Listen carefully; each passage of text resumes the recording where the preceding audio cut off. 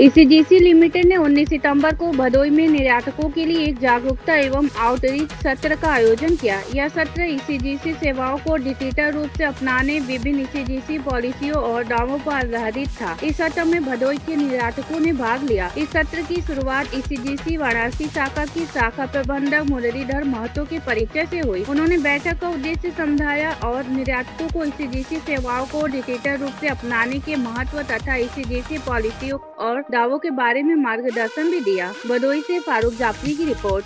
या फिर आपका ICR पॉलिसी का प्रपोजल हो, सारा प्रपोजल आपको ऑनलाइन ही सबमिट करना है। ऑफिस को पेपरलेस ही कर दिया गया, तो आपको कोई फिजिकल पेपर ऑफिस नहीं देना है, मेल भी इनको करने की ज़रूरत नहीं है। सारा चीज़ आपको डॉक्यूमेंटेशन ऑनलाइन देना है। बाकी टैरिफ का तो प्रॉब्लम चल ही रहा है, आप देखिए उसका क्या हो रहा है, नहीं हो रहा है। 2 महीना में उसका थोड़ा सा कुछ रिजल्ट गवर्नमेंट की तरफ से आएगा, उसमें हम लोगों का बहुत बड़ा भागीदारी नहीं है। स्पेशली पॉलिसी मेकर हैं जो प्योर सेंट्रल गवर्नमेंट के हैं, वो लोग के ऑर्गेनाइजेशन देख रहे हैं कि कहाँ क्या कर सकते हैं, नहीं कर सकते हैं। हम लोगों का अभी यहाँ पर ये है कि अवेयरनेस ये करना होता है कि भाई कल के दिन हम अगर कोई घटना घटती है तो हम आपके सामने खड़ा हो सके और इमीडिएटली क्लेम दे सकें।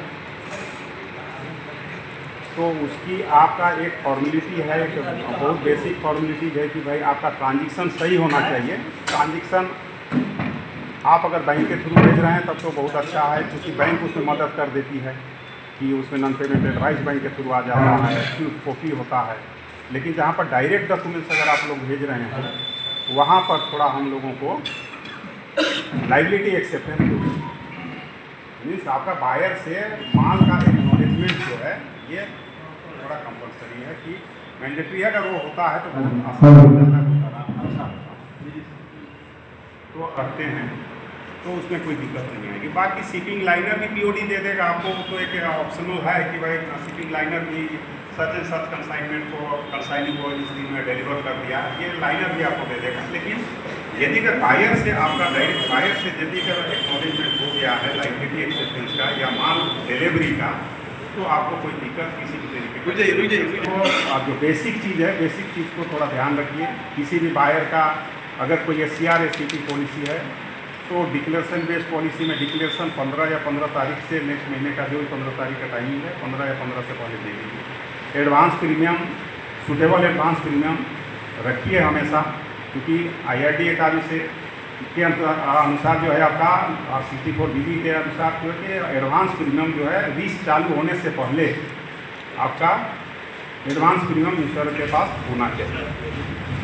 तो ये आपका इंश्योरेंस का एडवांस प्रीमियम हो गया, suitable credit limit on the buyer हो गया, टाइमली मंथली डिक्लेरेशन हो गया और टाइमली रिपोर्ट ऑफ डिफॉल्ट हो गया। डिक्लेरेशन बेस्ड पॉलिसी में ये 4 कंप्लायंस है। यदि ये 4 कंप्लायंस आपने किया हुआ है तो सीधे रिजेक्ट होना बहुत मुश्किल है, नहीं हो पाएगा।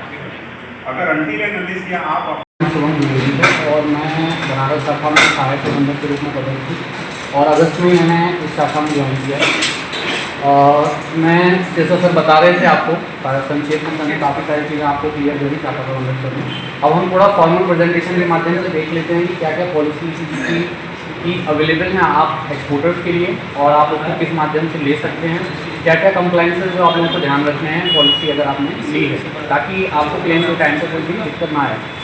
और इसके बाद हम लास्ट में देखेंगे कि जो अभी डिजिटल सर्विसेज ईसीजीसी में लॉन्च करी है, अपना क्लाइंट पोर्टल लॉन्च किया है, उसको आपको कैसे यूज़ करना है, कैसे रजिस्ट्रेशन करना है और अगर कोई भी सर्विस आप लेना चाहते हैं तो उसको उस पोर्टल के माध्यम से आप कैसे लें, क्योंकि अभी वो मैंडेटरी हो चुका है। अभी सारा जो प्रोसेस है वो ऑनलाइन ही होना है।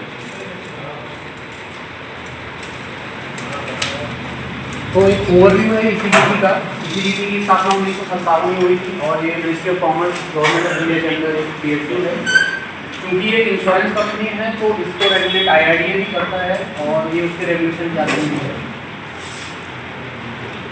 हमारा जो विजन है एक्सपोर्ट ट्रेड इंश्योरेंस प्रोवाइड करने में हमें एक्सेल करना है और एक्सपोर्टर्स को ज़्यादा से ज़्यादा अवेयर करना है इस बारे में और जितनी हमारी सुविधाएं हैं एक्सपोर्ट ट्रेड को एक्सपोर्टर्स तक पहुँचानी है। अब अगर आप देखेंगे ट्रेड इंश्योरेंस को अगर हम देखें तो इसमें 2 चीज़ें इन्वॉल्व हैं, गुड्स और रिसीवेबल्स। एक तो माल जो जाता है और उसके एवज में जो आपको वापस रिसीवेबल्स मिलते हैं। जो गुड्स का इंश्योरेंस है उसमें अगर कुछ लॉस होता है तो मरीन इंश्योरेंस कवर करता है, जनरल इंश्योरेंस कंपनी प्रोवाइड करती है वो। और जो रिसीवेबल्स में अपना जो रिस्क है, एक्सचेंज रिस्क है, अगर करेंसी फ्लक्चुएशन के कारण आपका कुछ रिस्क बनता है, पैसा ऊपर नीचे होता है, उसके लिए आप हेजिंग ले सकते हैं, जो एडी का है। जो दूसरा रिस्क आता है पेमेंट का, यहाँ पे इसी का रोल आता है, इसको क्रेडिट इंश्योरेंस बोलते हैं कि आपने सामान बेच दिया और बायर ने पेमेंट नहीं किया, जिसको हम पेमेंट रिस्क बोलते हैं, क्रेडिट रिस्क बोलते हैं, वो इंश्योरेंस इसी प्रोवाइड करता है। क्रेडिट इंश्योरेंस के बारे में इसमें बताया गया है जैसे कि जो भी ट्रांजेक्शन इंडिया से बाहर जा रहा है, जिसको हम एक्सपोर्ट बोलते हैं, और बाहर पहुंचने के पश्चात या उस दौरान जो पेमेंट आने वाला था और नहीं आया, उसका इंश्योरेंस आप इसी ले लो, उसको हम क्रेडिट इंश्योरेंस बोलते हैं। इसी का अब ECGC का जो दो वर्टिकल्स है, दो लोगों के लिए कवर प्रोवाइड करता है, एक्सपोर्टर्स के लिए और एक बैंक या फाइनेंशियल इंस्टीट्यूशन जो बोलते हैं उनके लिए सेपरेट पॉलिसी रहता है, जो बैंक समझते। तो अगर हम एक्सपोर्टर्स की बात करें तो एक्सपोर्टर्स हम सब शॉर्ट टर्म कवर भी दे सकते हैं, और अगर कोई मीडियम एंड लॉन्ग टर्म, जिसको हम प्रोजेक्ट एक्सपोर्ट बोलते हैं, जिसका रियलाइजेशन एक साल से बाहर होता है, उसके लिए अलग से हमारा डिपार्टमेंट है, प्रोजेक्ट एक्सपोर्ट डिपार्टमेंट उसको डील करता है। तो अभी जो यहाँ पे एक्सपोर्ट हो रहा है वो शॉर्ट टर्म एक्सपोर्ट है, और शॉर्ट टर्म एक्सपोर्ट में ECGC कवर प्रोवाइड करता है और मीडियम एंड लॉन्ग टर्म भी करता है। बैंक को क्या कवर है, बैंक को हम कवर देते हैं उनके जो फाइनेंसेस हैं जो आपको बैंक दे रहा है एक्सपोर्ट करने के लिए, उसके लिए ECGC इंश्योरेंस कवर करता है। बस ये कमर्शियल रिस्क है और पॉलिटिकल रिस्क है। कमर्शियल रिस्क में आप आएंगे तो एक तो प्रोटेक्टेड डिफॉल्ट हो गया कि बायर ने माल ले लिया और फिर पैसा नहीं दिया, बायर ने डिफॉल्ट कर दिया। दूसरा है इंसॉल्वेंसी, जो US में ज़्यादातर होता है या वहाँ की जो कंट्रीज हैं, कि बायर ने माल लिया और उसके बाद चैप्टर 11 फाइल कर दिया या इंसॉल्वेंसी बैंक्रप्सी फाइल कर दी, तो आपको उस केस में भी रिस्क कवर इसी का अवेलेबल रहता है। तीसरी चीज़ है कॉन्ट्रैक्ट रेगुलेशन। आप और बायर एक कॉन्ट्रैक्ट के अधीन है और बायर ने उस कॉन्ट्रैक्ट को फॉलो नहीं किया, किसी जो भी टर्म्स एंड कंडीशन एग्री हुई थी आपके और बायर के बीच में, उसको बायर रेपुडिएट करता है, मना करता है, तो वो रिस्क भी कवर है। और अगर आप LC पे काम कर रहे हैं तो एक LC ओपनिंग बैंक इन्वॉल्व होगा जो LC खोलता है, उस पर रिस्क भी कवर ECGC प्रोवाइड करता है। आपने अगर पॉलिसी के लिए उसमें LC कवर ले रखा है। अगर पॉलिटिकल रिस्क की हम बात करते हैं तो जैसा कि अभी हमारे पड़ोसी देशों में हो रहा है, कंट्री में कुछ पॉलिटिकल डिस्प्यूट या कुछ वॉर हो गया, सिविल वॉर कुछ भी हो गया, उसकी वजह से आपको अगर कोई नुकसान होता है तो पॉलिटिकल रिस्क के अंदर वो कवर होता है। इंपोर्ट रेस्ट्रिक्शंस हो गए, किसी कंट्री में इंपोर्ट रेस्ट्रिक्शन लग गए, अभी जैसे आप देखिए श्रीलंका में पहले इश्यूज थे, अब नेपाल में हो रहा है, बांग्लादेश में भी बीच में हुआ, तो ऐसा SCR पॉलिसी या SB लेते हैं उसी में पॉलिटिकल भी कवर रहता है। हाँ, दोनों। आप ऑनलाइन जब पॉलिसी अप्लाई करते हैं ना तो वहाँ वो पूछता है चूज कवर टाइप, तो अप्लाई करते टाइम तो वहाँ एक ऑप्शन आता है कमर्शियल एंड पॉलिटिकल रिस्क, तो आपको हमेशा वही सिलेक्ट करना है और हम वो वही आपका बताते भी हैं करने के लिए। वाराणसी में आज का मीटिंग का जो मेन उद्देश्य है कि जो निर्यातक यहाँ से हमारी पॉलिसी लेते हैं उसकी क्या कंप्लायंस है, और जो भी क्रेडिट में लेते हैं जो नुकसान होता है उसकी भरपाई में कोई दिक्कत ना आए, उसकी जो भी फॉर्मेलिटी है, जो भी उसकी एक डॉक्यूमेंटेशन पार्ट है, ये क्लियर रहे ताकि उसका क्लेम अगर कोई आता है तो क्लेम एक समय पर तुरंत पेमेंट हो जाए। तो किस तरीके का सर फॉर्मेलिटी होता है जिससे लोग आप बताना चाहेंगे कि क्या तैयारी उनकी तरफ से रहे? कुछ नहीं है, डॉक्यूमेंटेशन किस तरीके से है, डॉक्यूमेंटेशन में है कि बैंक टू बैंक जाता है ओवरसीज बायर का बैंक, एक होता है डायरेक्ट डॉक्यूमेंट्स भेजते हैं, तो फॉर्मेलिटीज़ में बाकी तो उसको shipping bill of lading, invoice, ये तो सब आपको मिल जाएगा।